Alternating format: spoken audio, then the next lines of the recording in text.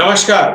हमारे इस चैनल में आपका हार्दिक स्वागत है और आपके साथ साथ हम आज अभिनंदन करना चाहेंगे, स्वागत करना चाहेंगे हमारे क्रिकेट एक्सपर्ट श्री नीरज प्रसाद जी का, जो कि आप जानते हैं दैनिक जागरण में लिखते हैं, क्रिकबिज में लिखते हैं, बहुत सारे टीवी चैनल्स पर, यूट्यूब शोज पर, हमारे जैसे यूट्यूब शोज पर अपनी बेबाक राय रखते हैं और उनकी राय बहुत शानदार होती है। नीरज जी को स्वागत करने से पहले मैं आपको याद दिला दूं कि आज से 20 दिन पहले, करीब 15-20 दिन पहले हमने आईपीएल कहाँ होगा उस पर एक वीडियो करा था। तब तक किसी को कुछ नहीं पता था कि आईपीएल कहाँ हो सकता है। तब नीरज जी ने कहा था कि आईपीएल यूएई में हो सकता है और बहुत प्रबल चांसेस हैं उसके। और आप देखिए आईपीएल यूएई में ही होने जा रहा है। राजीव शुक्ला ने इसको कंफर्म कर दिया है। यहाँ तक कि टाइम विंडो भी जो नीरज जी ने बताई थी वही की वही टाइम विंडो आ रही है। तो नीरज जी, इतने सटीक अनुमान के लिए मैं आपको हार्दिक बधाई देता हूँ और आपको धन्यवाद देता हूँ कि आप लगातार हमारे साथ जुड़े हुए हैं, हमारे चैनल पे दर्शकों को लगातार अपने क्रिकेट के ज्ञान से जो है उन तक नई नई जानकारियां पहुंचा रहे हैं। Thank you Dinesh ji. आपको तो मेरा प्रोफाइल पता है कि मैं एमबीए हूँ, तो एनालिटिकल थिंकिंग तो होगी और सिंपल अपने आप को राजीव शुक्ला के शूज में रखा। इतने 2,500 करोड़ का नुकसान बर्दाश्त नहीं होगा, नहीं कर सकते थे तो चालू तो करना ही था। उसके बाद जो एस्पेक्ट थे, looking at availability of players, so all these factors, क्योंकि हम लोग के पास टाइम विंडो नहीं होता है, बट कोई भी डिसीजन लेने के लिए हम लोग की वर्किंग काफी घंटों की होती है। सब हम लोग चेक करने के बाद यहाँ पे डिस्कस करते हैं। तो मैं अपने दर्शकों को भी कहना चाहूंगा कि यहाँ पर हम लोग कैजुअल नहीं है जी, कि सिर्फ मजे के लिए बात की और अगर हमारे प्रेडिक्शन गलत हो गए तो वे स्माइल, जो कि मैं कमेंट्री में देखता हूं, क्योंकि उन लोग के गलत होते रहते हैं और वो स्माइल करते रहते हैं। अगर हम लोग की कोई चीज गलत होती है तो हम लोग को बहुत लगता है कि ये कैसे हो गया, तो हम लोग बोलते ही नहीं है जब तक कि उसका स्पेड वर्क नहीं किया है। मैं अपने दर्शकों को बता दूं, 29 में से 25 मैच की प्रेडिक्शन हमने आईपीएल में सही की थी। तो नीरज जी, अब आगे बढ़ते हैं यहाँ से। श्रीलंका जा रही है भारत की टीम और जैसा सब जानते हैं, आपने भी बताया था कि वो टीम नहीं जाएगी, उनमें से कोई प्लेयर नहीं जाएगा जो कि इंग्लैंड के अंदर वर्ल्ड टेस्ट सीरीज फाइनल खेलने जा रहे हैं या उसके बाद टेस्ट मैचेस खेलेंगे। टीम अभी अनाउंस नहीं हुई नीरज जी, समय भी है उसमें, लेकिन कप्तान को लेकर पहले दिन से बड़ी इसमें बातचीत शुरू हो गई। आकाश चोपड़ा ने शुरुआत की। आकाश चोपड़ा के साथ मैंने 1-2 मैचेस में कमेंट्री किया है। उन्होंने बातचीत शुरू की। उन्होंने शिखर धवन का नाम, मुझे नहीं मालूम वो दिल्ली के टीममेट है इसलिए, इतने में श्रेयस अय्यर की बातचीत शुरू होगी। तो नीरज, विराट कोहली तो वहां खेल रहे हैं, ठीक है। और एक और नई बात अब हुई है कि हमारे एक भूतपूर्व विकेट कीपर है जो बड़े जीवट के विकेट कीपर थे जिनको मैं मानता हूँ, किरण मोरे, उन्होंने ये कह दिया कि अलग अलग फॉर्मेट में अलग अलग कैप्टन होना चाहिए। रोहित शर्मा को वनडे और T20 का कैप्टन बनाना चाहिए, विराट कोहली को धोनी से लेसन सीखना चाहिए। खैर वो है, उस पर फिर बात करेंगे। तो सर, श्रीलंका का दौरा, जहां पर प्रमुख टीम, फ्रंट लाइन टीम नहीं जा रही है, लेकिन जैसा आपने पिछली बार कहा था कि 44, 40, 50 खिलाड़ी ऐसे भारत का जो सारे फ्रंट लाइन, तो कैप्टन कौन होगा जी श्रीलंका की टीम के दौरे पर भारत की टीम का? शिखर धवन, श्रेयस अय्यर या कोई और नाम? देखिए, पहली चीज तो जो आपने मुझे रिमाइंड कराया कि 44 प्लेयर्स, इनफैक्ट अभी कामरान अकमल ने भी कहा कि भारत 2 नहीं 3 टीमें भी भेज सकता है और वो भी आई डू एग्री, राइट। अब आती है जो बात, क्रिकेट के कयास लगाए जा रहे हैं आकाश चोपड़ा और बाकी हर्षा भोगले ने भी, शिखर धवन और श्रेयस को। देखिए, they are playing a safe bet मेरे ख्याल से, क्योंकि शिखर धवन का हो जाता है, क्योंकि भारतीय में जो हम लोग का कल्चर है कि जो सीनियर है उसको रेस्पेक्ट, तो शिखर धवन जो टीम जाने वाली है उसमें सीनियर मोस्ट प्लेयर है। और भारत की वनडे टीम के 3 स्तंभ जो मैं कहता था, रोहित शर्मा, विराट कोहली एंड शिखर धवन, अगर हम लोग जीतते हैं तो 70% इनमें से कंट्रीब्यूशन होता है जी, ठीक है। इन्हीं के कारण जीतते हैं हम लोग, इन्हीं तीनों के कारण। तो अगर रोहित शर्मा और विराट कोहली वहां पर हैं तो शिखर धवन का अपना क्लेम बन जाता है, क्योंकि सब लोग उनकी रेस्पेक्ट करते हैं एज अ प्लेयर। बट अब मैं बोलूंगा कि शिखर धवन, अगर किसी ने एनालिटिकली शिखर धवन को देखा है, जो अंडर 19 में उनके एक्सप्लॉइट्स थे, ना विराट कोहली वो कर पाए थे, कोई भी उनके बराबर नहीं कर पाया। तब भी उनको इतना समय क्यों लगा विवरण टीम्स में आने के लिए? क्योंकि वो गब्बर हैं। जो उनकी वाइफ है वो आप देखिए, जो वो खुद हैं, वो किस तरह से कबड्डी वाली ताल ठोकते हैं। वो दिलदार आदमी है। He loves his cricket. And when you love your game so much, you can be wonderful player, but you cannot be a great captain. Absolutely. अगर आप उनको कैप्टन बनाएंगे, the normal level पे क्या होता है कि a person should be very very serious and everything.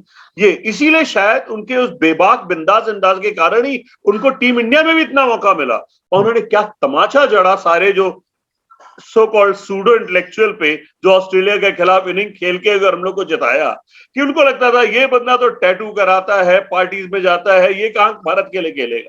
और आज तक उनको उतना सीरियसली नहीं लिया जाता है कि जितना रेस्पेक्ट रोहित और उनको विराट को मिली है, इनको रेस्पेक्ट कोई नहीं देता है, क्योंकि सिंपली उनके स्टाइल के लिए। और मैं नहीं चाहूंगा कि उनका स्टाइल बदले। Is a brilliant player. अगर मैं बोलूंगा जितने टाइम में 50s मारी है, परसेंटेज इंडिया में जीता है, इनका परसेंटेज रोहित शर्मा और विराट कोहली से ज्यादा है।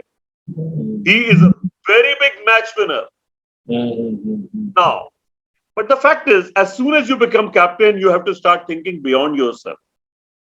So the fact is, when he was made captain of Sunrisers, suddenly he was not that bindas player.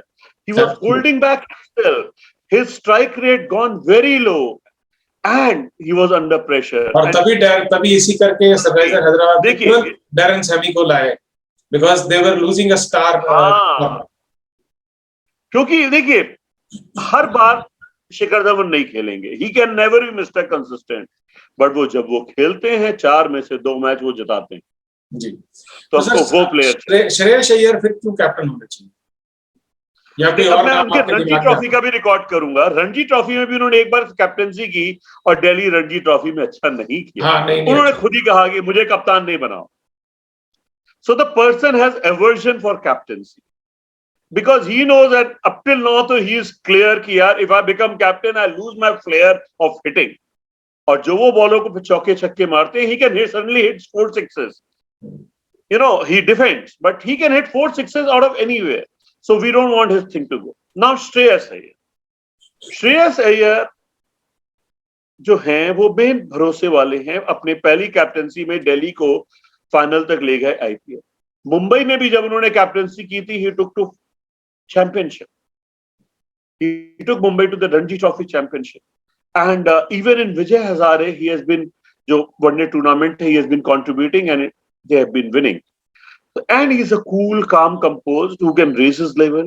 So he looks more to be befitting captain among these two. Sir Manish Pandey की बात करिए। मनीष पांडे कर्नाटक के Ranji trophy उस Ranji trophy team के captain रहे जिसने की जीता टूर्नामेंट। तो अब श्रेयस अय्यर के साथ मनीष पांडे की बात हो गई। शिखर धवन का तो हम समझ गए कि आपका बिल्कुल लॉजिक बाजी पे नहीं होना चाहिए। तो सर अब मनीष पांडे भी अनुभवी हैं और कर्नाटक के लिए और रणजी ट्रॉफी भी जिताया, बहुत बड़ा टूर्नामेंट होता है रणजी ट्रॉफी। श्रेयस अय्यर ने प्रूव किया अपने आपको आईपीएल में, दिल्ली कैपिटल्स के लिए, बॉम्बे के लिए भी उन्होंने प्रूव किया। तो सर अब ये तो हॉब्सन्स चॉइस होगी सेलेक्टर के सामने, किसको ले, पांडे या अय्यर? अगर मैं बात करूं, Manish Pandey is the person who rises if you give him position. Ranji trophy उन्होंने अपनी कैप्टनसी में जीता है। उनका डोमेस्टिक कैरियर का एवरेज 52 है। देन जब उनको स्टेम रोल होता है, विजय हजारे 3 बार कर्नाटका जीत चुकी है उनके अंडर में। 16, 17, 17, 18, they have won it. Ranji Trophy twice. He has scored more than 800 runs in one season. And then even when Calcutta Knight Riders won, twice they won. एक बार उनकी इनिंग 94 की थी, सेकंड में 50 की थी।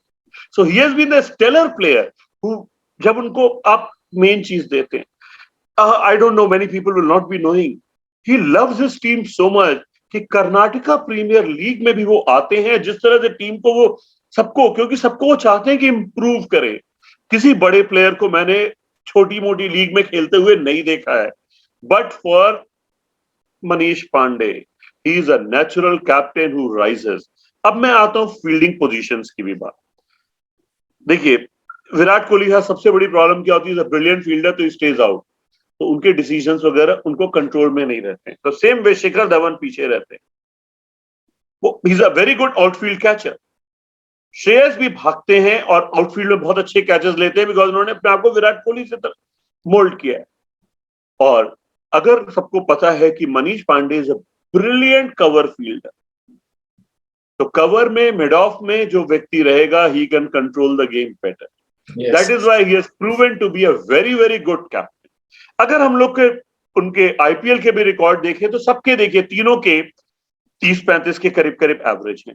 T20 में मनीष पांडे का एवरेज सबसे ज्यादा है, 44 के करीब हो जाता है। ओडीआई में अगेन मनीष पांडे, अगर आपको याद करें, अभी भी मैं नहीं भूला हूं, ऑस्ट्रेलियन के अगेंस्ट जब हमको श्रीलंका के खिलाफ बहुत तेजी से रन बनाने थे, 70 बॉल्स में 100 यार, और against Australia. And he is brilliant and he is a player who changes his game. अगर उनको बोला जाए अटैक करने के लिए, वो अटैक करते हैं, या डिफेंड करने के लिए बोलो तो डिफेंड करते हैं। तो that is what the captaincy need. अगर मुझे बोला जाए तो तीनों में सबसे अच्छे कैप्टन मनीष पांडे हूं। तो सेलेक्टर्स का फर्स्ट चॉइस मनीष पांडे होना चाहिए, followed by Shreyas Iyer. But अगर आप सॉरी, क्योंकि हम लोग प्लेटफॉर्म पे नहीं है, तो देखिए, आकाश चोपड़ा, हर्षा भोगले, वो लोग हम लोग की तरह उनके प्रेडिक्शन क्यों नहीं ठीक होते, क्योंकि उनको सेलेक्टर इक्वेशन सब ठीक रखनी होती है। हम लोग बोल सकते हैं सेलेक्टर, इस टाइम जो सेलेक्टर है उनका गट है कि वो इन प्लेयर के सामने नजरें भी नहीं मिला सकते। इस टाइम सेलेक्टर्स है कौन? वो जाएगी सीनियरिटी के लिए, वो इतनी उनके बस का है ही नहीं। इसीलिए जो हमारे कमेंटेटर्स हैं, अगर मैं अपने दर्शकों को बताना चाहूंगा, जो हमारे कमेंटेटर्स जो इतने अच्छा नहीं कर पाते हैं और हम लोग की तरह क्लियर नहीं बोल पाते हैं, बिकॉज उनको सबके साथ इक्वेशन ठीक रखती है। तो वो एनालिटिकल नहीं हो सकते। सही है सर, तो वर्डिक्ट दे दीजिए फाइनल। देखिए, मुझे अभी भी लग रहा है कि they will decide Shreyas, which is a mistake. Shreyas को अभी भी टीम प्लेयर्स का सपोर्ट मिलने के लिए अभी उनको बहुत कुछ प्रूव करना है। मनीष पांडे को खेलते हुए बहुत साल हो गए, श्रेयस को भी बहुत कम साल हुए हैं ना, उन्होंने रणजी में बहुत ज्यादा खेला है, तो उनका रेस्पेक्ट दिल्ली वाले तो कर लेंगे, बट आईपीएल में जो रेस्पेक्ट होती है वो मैनेजमेंट की ज्यादा होती है, तो पॉन्टिंग वगैरह के कारण उनको रेस्पेक्ट मिल जाती है। बट बॉलर्स, अभी भी मुझे श्रेयस अय्यर की बॉलर हैंडलिंग अभी तक समझ में ज्यादा नहीं आई। एंड यू कुड सी, जैसे ही वो कप्तानी से ऋषभ पंत आए थे, तो suddenly Delhi became better team. So अभी भी मुझे उनकी कैप्टनसी में चिंक्स दिख रहे हैं। तो आपका वर्डिक्ट है sir, Manish Pandey is the best choice for the Sri Lanka tour to be considered as a captain. तो देखते हैं सेलेक्टर्स क्या सोचते हैं। सेलेक्टर्स शायद हमारी तरह सेलेक्टर्स श्रेयस को बनाएंगे। सेलेक्टर्स श्रेयस को बनाएंगे, हम चाहते हैं मनीष पांडे को बनाया जाए। ठीक है नीरज जी, बहुत मजा आया, thank you so much, and we'll keep our talk लगातार चलते रहेंगे। हमारे दर्शक लगातार मांग करते रहते हैं, आपको मिस करते रहते हैं, तो हमने सोचा कई दिन हो गए शो कर लिया जाए। Thank you so much. अगर हम लोग चाहें तो एक चीज नहीं कर सकते हैं कि फ्रेंच ओपन के लिए भी हम लोग बात करें, अगर हमारे दर्शक क्योंकि मैं टेनिस खेला हुआ हूं और मैं टेनिस के लिए बहुत लिखता हूं आर्टिकल, बट समहाउ मैंने यूट्यूब में कभी टेनिस के बारे में, क्योंकि जो यूट्यूब में है और उसमें हम लोग सब अंग्रेजी बोलते हैं, एक गड़बड़ है। बट हम दर्शकों को एक सजेशन दे देते हैं, आप लोग जो सुन रहे हैं, जो यहाँ तक रह गए हैं, वो डालें। अगर आप टेनिस पे इंटरेस्टेड हो तो हम definitely will record a video with Neeraj ji. चलिए Neeraj ji, thank you so much, thanks for being with us, and it was really pleasure talking to you. Thank you so much. Thank you most welcome.